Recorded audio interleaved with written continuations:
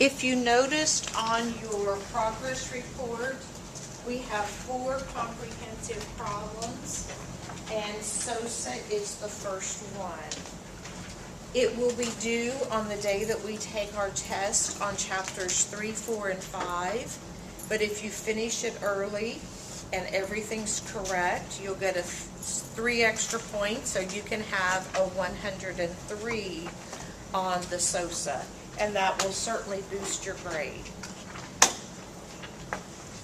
If you would just change June and July, this is the first month and this is the second month, and I think that is it October and November, or September and October. So you can either do first month, second month, or September and October. But the way I'm going to grade this is that you will have 47 journal entries. You have 23 ledger accounts. For the first month, you have a worksheet, an income statement, statement of owner's equity, and a balance sheet. And then after you do the adjusting and closing entries, you will have a post-closing trial balance. Then you'll continue with the second month, and after you finish recording and posting the journal entries, you'll have the same thing, a worksheet, income statement, statement of owner's equity, balance sheet, and the post-closing trial balance for a total of 100 points, but you can earn 103 points if you turn it in early. In my book, the directions start on page 184, and they start down at the bottom of that page. There's no big picture or anything to say that this is SOSA, but our directions tell us this comprehensive review problem requires you to complete the accounting cycle for SOSA Realty twice. This practice set allows you to review chapters 1 through 5 while reinforcing the relationships between all parts of the accounting cycle. By completing 2 cycles, you will see how the ending September balances in the ledger are used to accumulate data in October. First, look at the chart of accounts. And the chart of accounts is on the next page. When we record the journal entries, we have to use the proper name for those accounts that are affected. You might need to ask yourselves the ACID questions. What accounts are affected? What's their category? Whether it's increased or decreased, and whether that's a debit or a credit. Hopefully by now, a lot of those transactions are, you just know what they are, especially if they involve cash. If we're increasing cash, it's a debit to cash. If we're decreasing cash, it's a credit to cash. So we have our assets, we have our liabilities, and we have 2. Our owner's equity, and notice where income summary is, it's falling under the owner's equity. We have 1 revenue, and we have lots of expenses. We have an expense account called miscellaneous. If one of your expenses does not fit within one that has a proper name to it, advertising expense, repairs expense, we can put it under miscellaneous. Now right underneath that starts September 1, but we need to turn to page 192 to see exactly what we're doing for that month. I wish they had given us those instructions right after that, but they didn't. So for September, which is the first month on your rubric, we're going to journalize the transactions and post to the ledger accounts. You can post after every journal entry if you want to, but I suggest you do an entire page and then let me check it. All right, on each page, you'll have enough lines to skip a line in between the transaction, and remember we still need to write a description of what's happening with that journal entry. Prepare a trial balance in the first 2 columns of the worksheet and complete the worksheet using the following adjustment information. We have 1 month's rent that's expired. Inventory shows that we have $100 left of office supplies, and we have depreciation on office equipment and depreciation on automobile, but we did not have an adjustment for the payroll. Prepare a September income statement, statement of owner's equity, and balance sheet. Step number 4, from the worksheet, journalize and post the adjusting and closing entries. And it says go to page 3 of the journal. So you have numerous pages there in your journal. And then prepare post-closing trial balance.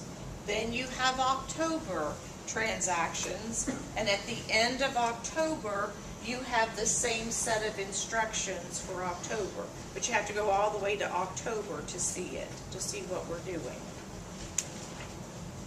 So let's go back to the first transaction, and I would use my pencil and I would just put a little check mark when you finish with that transaction. Here it says that James Sosa invested $12,000 cash in the real estate agency along with $5,000 of office equipment. They didn't actually show us the check, but they're giving us a source document. And what is this source document? A deposit slip. All right. Now, the transaction is going to be for that cash, but also for office equipment.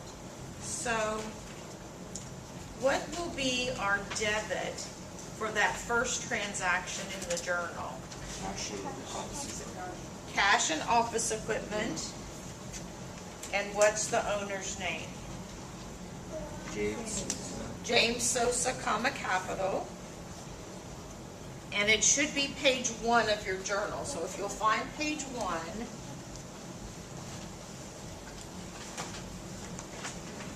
you need a worksheet, but your workbook pages should be after chapter 12 in your book.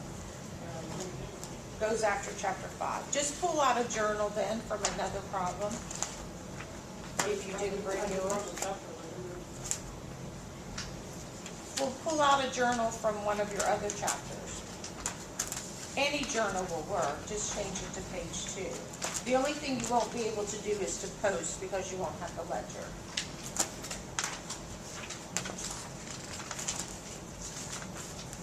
It should be after the working papers for chapter 5.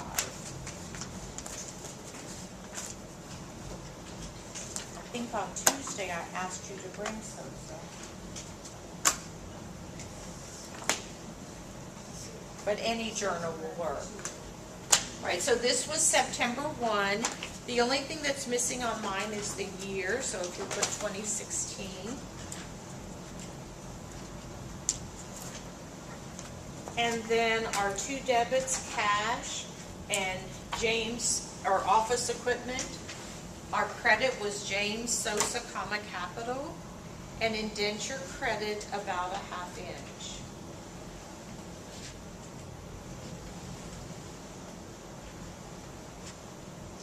How much cash does it say that he gave us? And we have a deposit slip for that, so we have a source document. But what do we have for the office equipment? Did we have a source document? We really don't. He's just donated. Maybe it was some equipment that he already had. If he had purchased new equipment, we would have an invoice, but we don't. So I'm assuming that this was just some equipment that he had on hand. Could have been a printer and a computer or a laptop.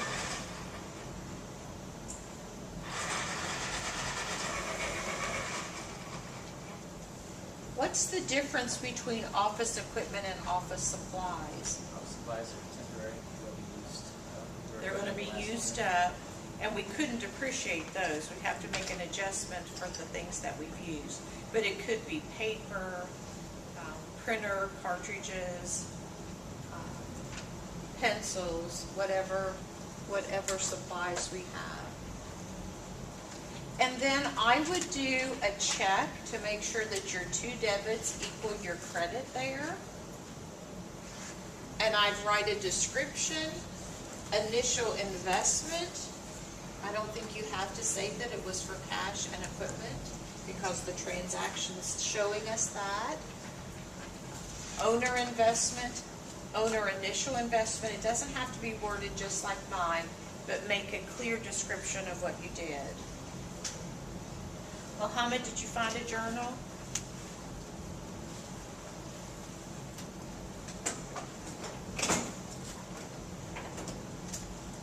You can use this. Does anybody else want an extra working papers?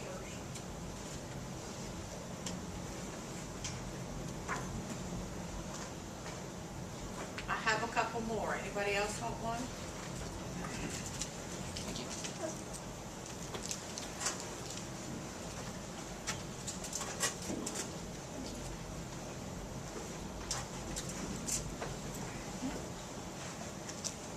We used to get 2 copies of the workbook with the book, just like you have 2 copies of the working papers in your book.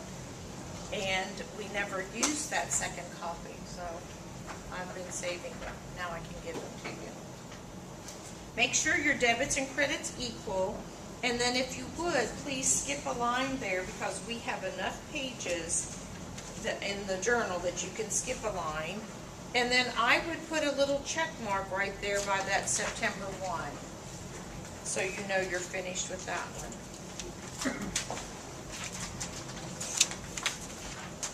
All right, on the next page, we have something else that happened on September 1. And I like that they've given you some realistic, excuse me, looking source documents so that you can kind of relate to what it really would look like in a business. On September 1 again, we rented and paid 5 months rent in advance to Murray Property Management for $1,000. What accounts are affected by that transaction? Prepaid rent.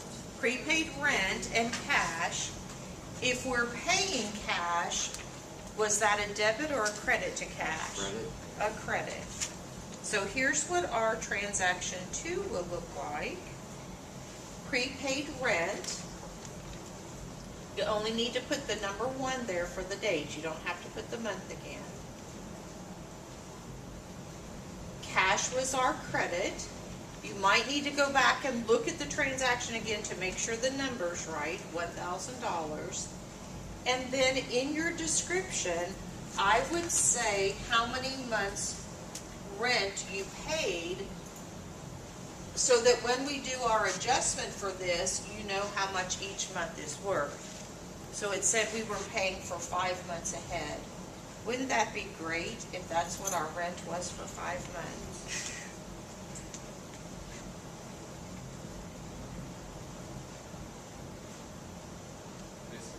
And then you have enough space to skip a line in between. Which is the other thing, the book, they're specifically about saying the description, it has to be an inch from the line as well. It doesn't have to be. It won't fit. Right. You just don't have that much space. I think the description can come back over here because this indicates that this is a credit. If you indented this, and remember the examples they showed us, it kind of stair-stepped. I think it makes just as much sense to bring it back over to the left. Your descriptions can get a little wordy. I wouldn't want that to go to the second line, I don't think, the description. I think you might run out of ledger lines if you did. I double check the debits and the credits. And then I'd come back to this page and I would put a little check mark right there. And what is this source document? We didn't really look at that. It's a check that we wrote. In chapter 6, we're going to talk about checks and the different parts.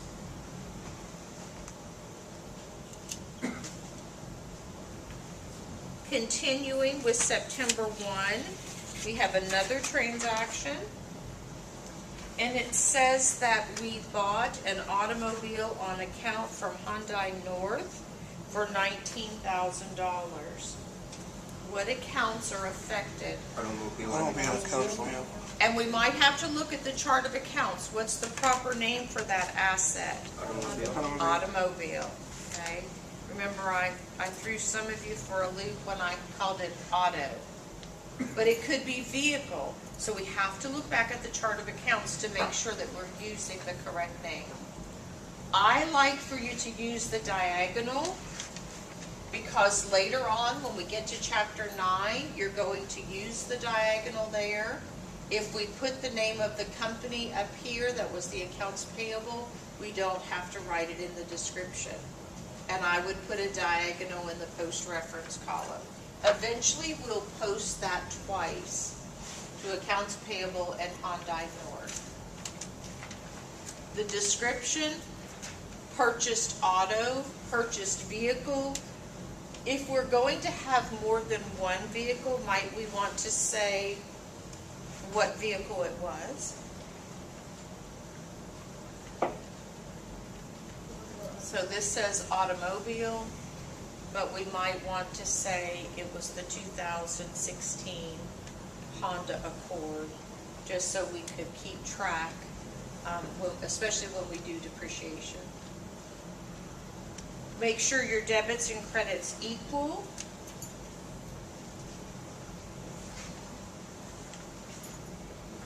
And I put a little check mark right here. This was the source document for that transaction, and that's what we call an invoice. It tells you it was a 4-door automatic, what we paid for it. This wouldn't be very realistic, would it? With no tax? So,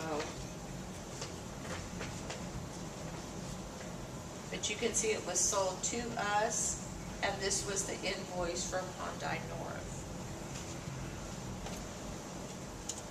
We have something else that happened on September 1. Oh, I'm sorry, September 4. That was all for September 1. Purchased office supplies from paper company for cash, $600. What accounts are affected on that one? Office supplies And cash. and cash. What is cash, the debit or the credit? Credit. And you have enough space to skip a line in between. And you might need to look at the chart of accounts to make sure that it really is called office supplies.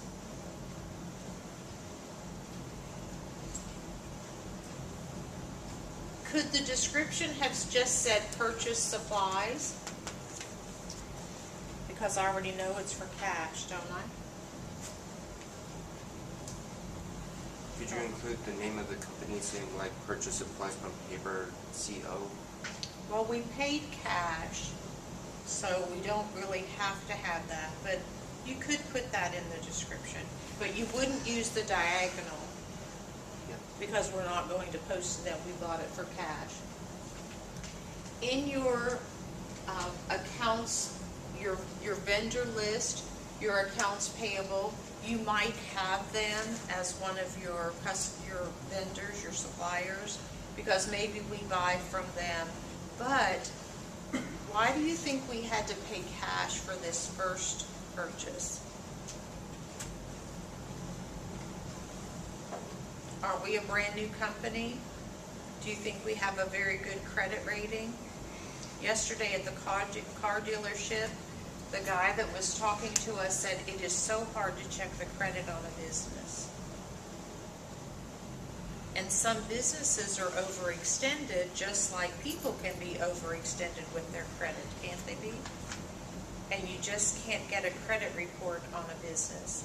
How do we know the financial standing of a business? What would you have to take with you to the bank if this Sosa Realty is applying for credit with, say, this paper company? or at the bank? What would you have to take? The balance for their, I mean, you'd have to take your financials. You'd have to show the standing, the financial standing of that business to get credit. They're really taking a chance if they offer you credit and you're a brand new company. Here was the invoice for that, for paper company, the one at the bottom. Sold to Sosa Realty, shipped to, what we purchased. Now, in a real business, if we ordered this and this comes in, there's a packing slip that's going to come with this office supplies that we ordered. Someone needs to verify that we received everything that we ordered before we made that payment.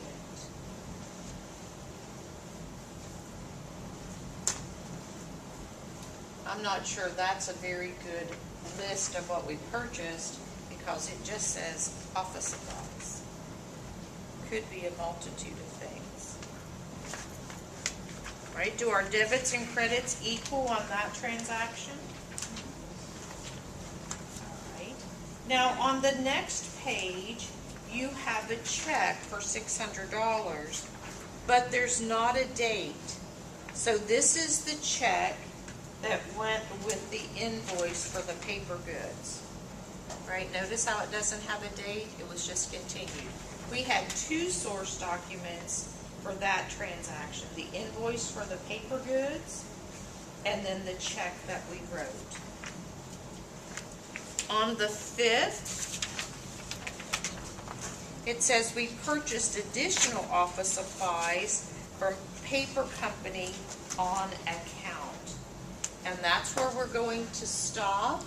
I don't have any more journal entries completed for you, but let me just ask you what accounts would be affected on this one. it would be accounts payable and office supplies. Accounts payable and office supplies. Which one would be the debit? Yes. All right. The directions tell you that you have all of the transactions for the first month and then the financial statements to do, the worksheet, the adjusting, the closing entries, the post-closing trial balance, and then you have one more month, that second month, to do the same thing. I would like for you to do several more journal transactions, maybe fill up that page 1 of the journal, and then bring it up here and let me check it to make sure you're on the right track. You can spend the rest of the class time working on that, and we have about 50 minutes left. Or you can work on your tutors 3, 4, and 5. Those have to be done in here, so you might want to do those. What does your score have to be on the tutor for 3, 4, and 5? 85. Okay. Any questions before we turn off the camera? On SOSA? All right. How much do checks cost? My checks, they're free. And I'll check it as many times as you want. All right.